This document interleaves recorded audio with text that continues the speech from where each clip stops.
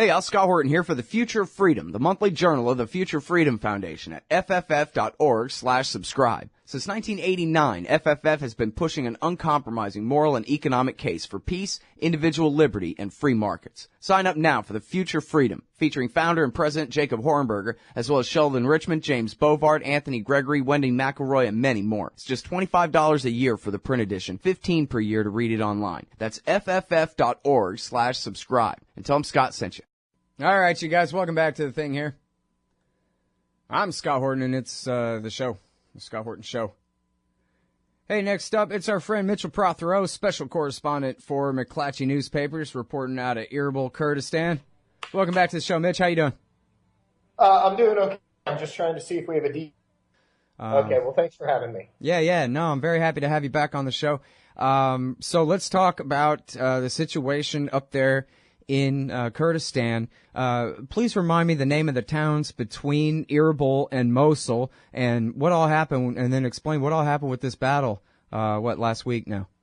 Well, it's been an ongoing situation. There's two strategic towns that sort of control the approaches to Erbil from Mosul.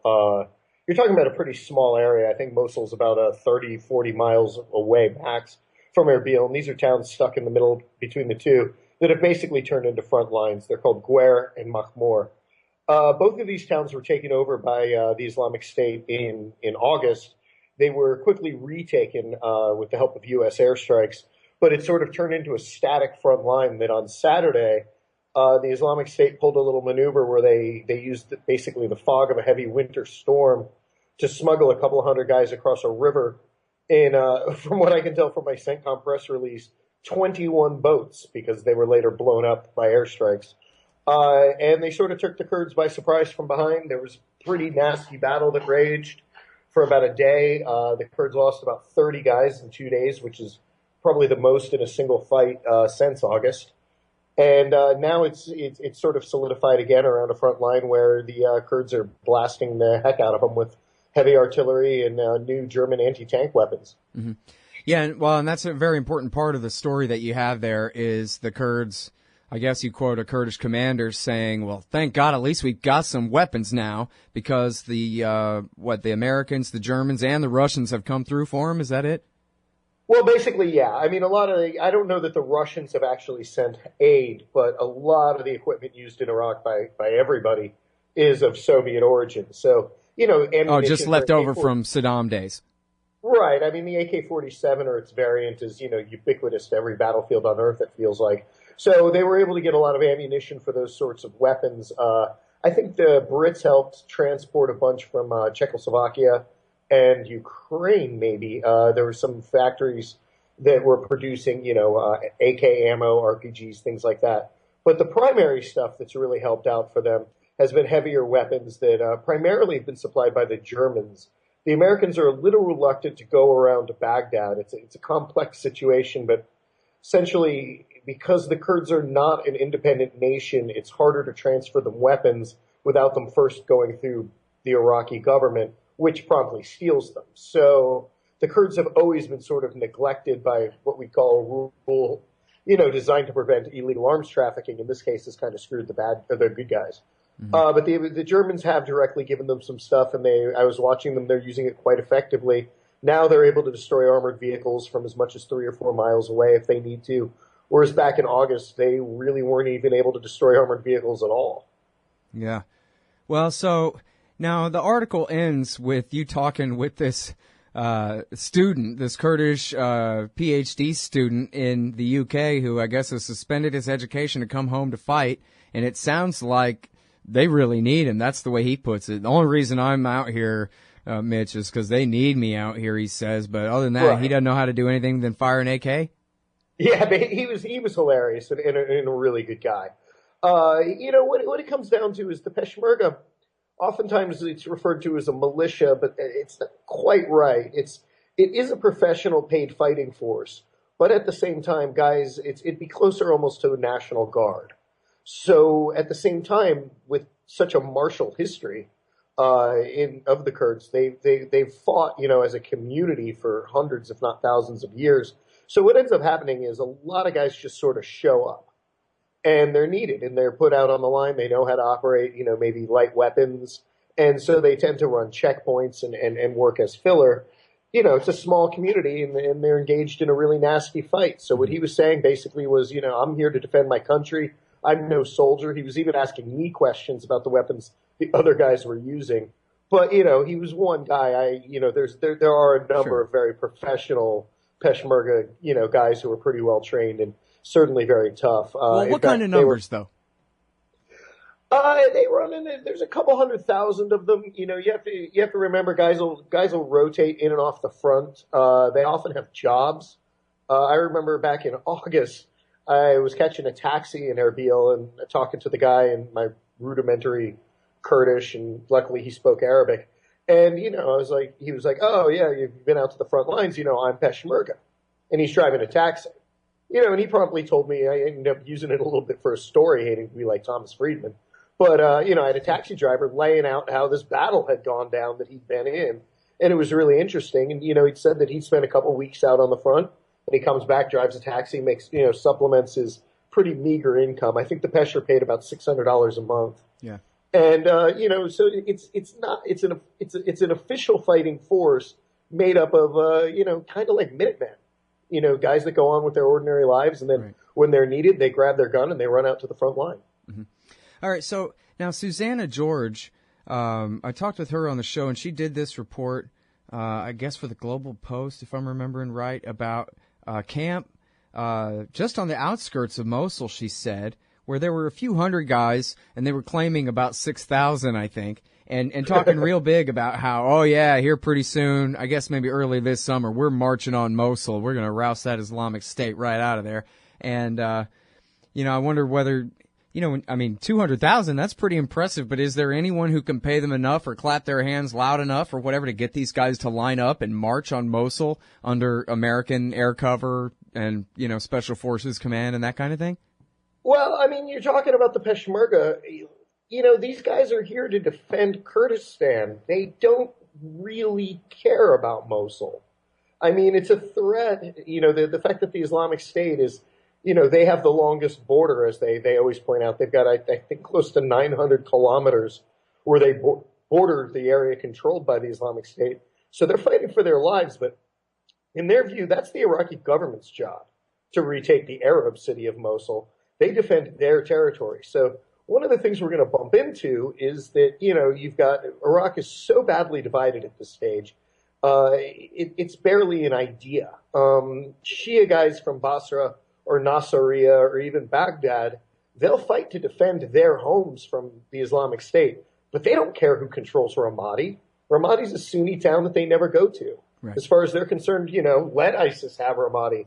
Let it, it's you start getting into a situation where you've got guys who basically don't want to die. So they'll die to defend their homes if they must. And certainly the Peshmerga have lost, I think, close to 800 people, maybe more since the fighting started in June. And they'll fight to the death to protect Erbil and Dahuk and the Mosul Dam and strategic areas. But if you're asking, 50,000 of those guys to go fight house to house in a city of 2 million Arabs, Sunni Arabs primarily, they're not really going to be that interested in doing it. That's the Iraqi government's job, and they're having a difficult time putting together a professional enough force to go do it. I was talking to Peshmerga officers earlier yesterday, and I said, the Iraqi government thinks they're going to be able to train up a force to go in and take care of Mosul by about April. What do you think? And they laughed me out of the room. They don't think there's any possible chance. One guy told me maybe in a year, but as he pointed out, the Americans trained this Arab Iraqi army for 10 years with billions of dollars, and they ran away. None of them wanted to die for Maliki in Mosul. Very few Sunni guys want to die for a Shiite government. And Shia guys don't want to die to liberate a Sunni city. Yeah.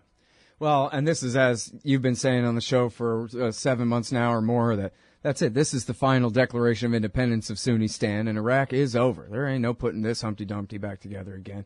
You talk about how the Shia don't want Ramadi. That's what the Badr Brigade's been saying for 15 years now, man. No surprise. We'll be right back, y'all, with Mitchell Prothero in just 1 sec. Hey, all Scott here. If you're like me, you need coffee. Lots of it. And you probably prefer it tastes good, too. Well, let me tell you about Darren's Coffee Company at darrenscoffee.com. Darren Marion is a natural entrepreneur who decided to leave his corporate job and strike out on his own, making great coffee. And Darren's Coffee is now delivering right to your door. Darren gets his beans direct from farmers around the world. All specialty, premium grade with no filler. Hey, the man just wants everyone to have a chance to taste this great coffee. darrenscoffee.com. Use promo code Scott and you get free shipping. darrenscoffee.com. All right, you guys. Welcome back to the show. I'm Scott Horton. It's my show, The Scott Horton Show. Talking with Mitchell Prothero. He's reporting on Iraq War III out of Erbil in Kurdistan. And I guess where we left off at the break was just the division here, how the Iraqi government, a.k.a. the Dawa Party and the Badr Brigade militia of the Supreme Islamic Council, these guys have no interest in ruling Sunnistan. As Mitch was saying, this is why Muqtada al-Sadr always denounced the Supreme Islamic Council and the Dawa Party back, say, 10 years ago for pushing the Iranian goals of splitting Iraq apart. And America accused Sadr of being the Iranian cat's paw, not the Iranian cat's paws that they were actually backing, and marginalized him and strengthened them. The same ones who then turned around and said, thanks a lot for giving us Baghdad, now get the hell out, and kicked America out and told the Sunnis, you guys are screwed. We don't care about you. We got the capital city, so rot in the sun, which is what led to them being so desperate that they would turn to create an alliance with Bakr Baghdadi and the Islamic State faction and got us into this mess in the first place. But then, so I think, beating around the bush here, we're looking for an out. Mitch, how do we end this war, preferably with as little American involvement as possible? Or none, if you ask me.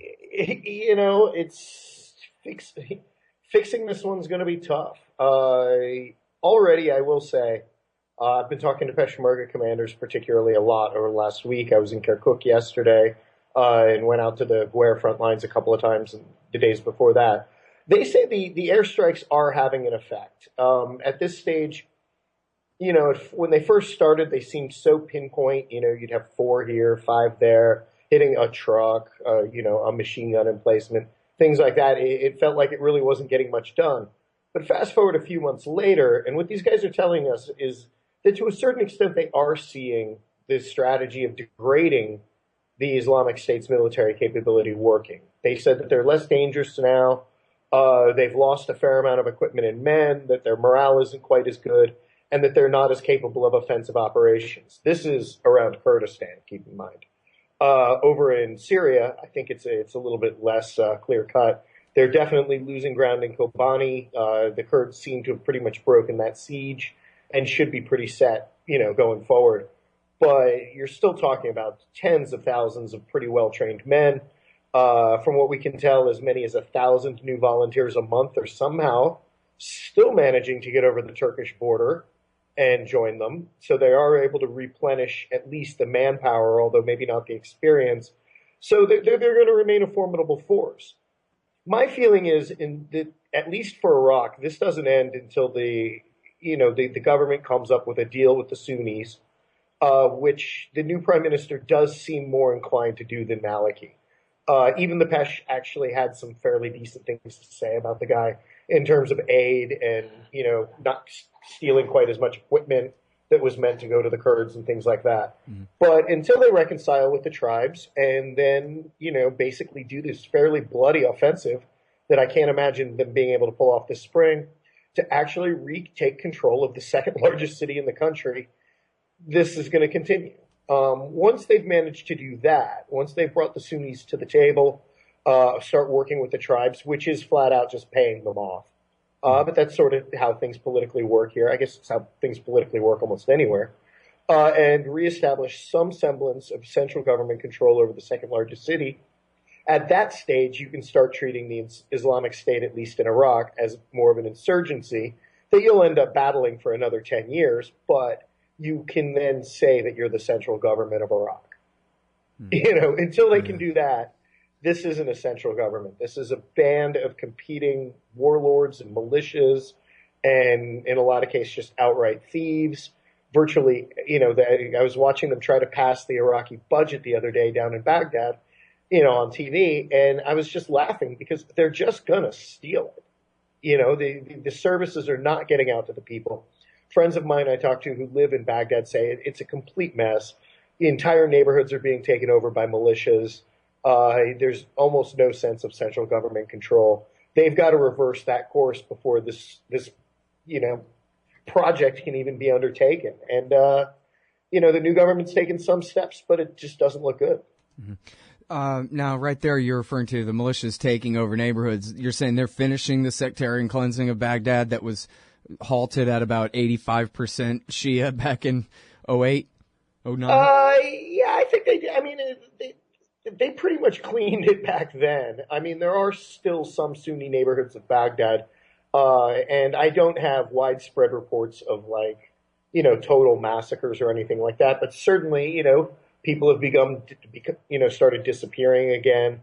But in terms of protecting neighborhoods, you've seen a lot of Shia, and I don't work that much in Baghdad, so, there's other guys you should talk to about it. But, definitely there's a sense that the areas that go under the control of these militias are being run by the militia leaders. They're not being run necessarily by the central government. So just the other day, the commander for the Iraqi government troops in Samarra was killed, I think about 10 days ago. He was an Iranian Revolutionary Guard officer. Mm-hmm. He was an Iranian guy, and he was in charge of the defense of Samarra.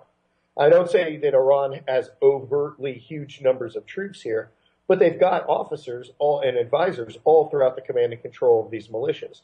Mm-hmm. I mean, I don't think it's hypocritical because, the U.S. is basically trying to do the same thing in 3 locations where they're trying to train up brigades to retake Anbar and Mosul. But these guys are actually out on the ground getting their hands dirty, so to speak. Yeah. Well, and that's the thing, too. You have all of Anbar Province, and I guess I forget now when we last talked whether Bakuba is now under the control of the Islamic State or not. But it's pretty much all of the west and northwest of the country at this point. So it's not just Mosul they'd have to sack these guys from, and they could just as easy move to Fallujah and say Fallujah's their capital if America goes to Mosul, right? Right. Well, they say at this stage they say Raqqa's their capital. Right, yeah. In Syria, because remember they don't recognize the border; it's all one country to them. But this is often missed. Yeah, the fall of Mosul in mid-June was a huge deal, and it really brought everybody's attention, including mine. To be honest, I've been completely focusing on Syria for a year, and just occasionally reading up reports, thinking, "Wow, Iraq doesn't look like it's going all that well." But I had massacres every day in Syria to handle. But if you remember, about a year ago, most of Anbar fell to the tribes and to the Islamic State. This started 6 months before most of us remember. Right. And so at this stage, the Iraqi central government, they do control a few large bases, partially one where the Americans are helping train them. They've still got some control over government centers in Ramadi, but Fallujah is completely gone. A bunch of different towns.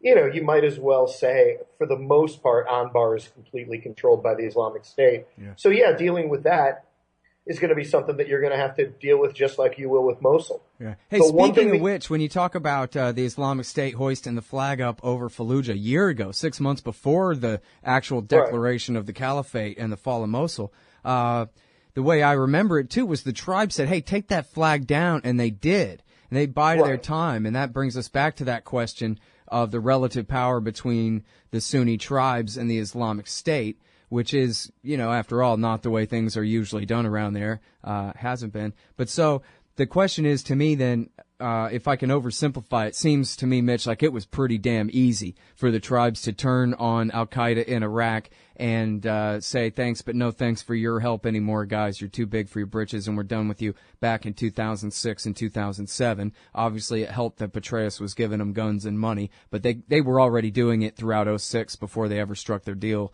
with Petraeus. But so the question is now, and I know I've asked you this before, but things have changed over the last 6 months too. I wonder how much harder or how much easier you think it'd be for the tribes to do that same kind of thing. And in fact, take for granted, for the sake of argument, that they have open access to the U.S. Treasury to pay these guys off the same way. If a body will stand into the role of Petraeus here and pay these guys to try to do awakening too. It'll be harder, but it can be done. At the end of the day, the Sunni tribes run Anbar, they run Saladin Province, and Islamic State couldn't have come in without them, and they can throw them back out. And it will be about money, but that's the money's not the hard part right now. The hard part is the reconciliation politically and building trust. I know I hate to sound like an NGO expert, but you need to have a trust building exercise. Maybe we can send them all on Outward Bound, where, the Shia government and these Sunni guys need to quit seeing each other as flat out enemies, because they are going to have to live together. Even under a partition system, it's going to require cooperation. At this stage, both hate and distrust each other so much that simply the Americans won't allow, the central government won't allow a huge transfer of money and weapons to the Sunni tribes because they think it'll turn on Baghdad. Yeah. Well, I guess the next question that we don't have time for then would be, and barring that, and take it for granted Sunni independence, what can be done to bring peace? But that'll have to wait for next time. Thanks. It's Mitch Prothero, McClatchyDC.com. Appreciate it. No problem. Always a pleasure.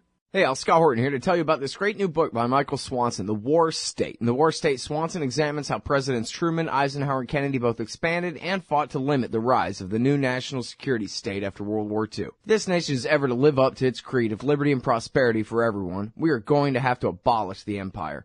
Know your enemy. Get The War State by Michael Swanson. It's available at your local bookstore or at Amazon.com in Kindle or in paperback. Just click the book in the right margin at scotthorton.org or thewarstate.com.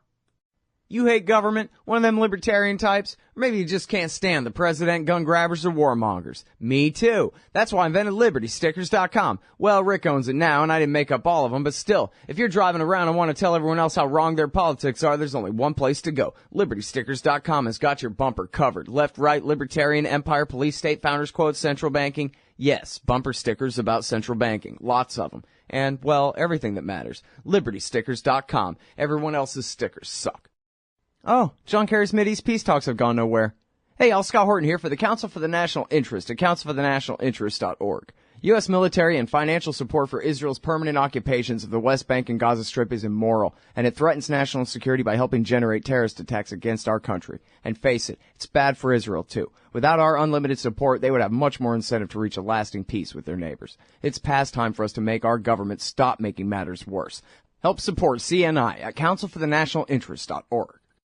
Hey, Scott here. Ever wanted to help support the show and own silver at the same time? Well, a friend of mine, libertarian activist Arlo Pignatti, has invented the alternative currency with the most promise of them all. QR Silver Commodity Discs. The first ever QR code 1-ounce silver pieces. Just scan the back of one with your phone and get the instant spot price. They're perfect for saving or spending at the market. And anyone who donates $100 or more to the Scott Horton Show at scotthorton.org/donate gets one. That's scotthorton.org/donate. And if you'd like to learn and order more, send them a message at commoditydiscs.com or check them out on Facebook at /commoditydiscs. And thanks.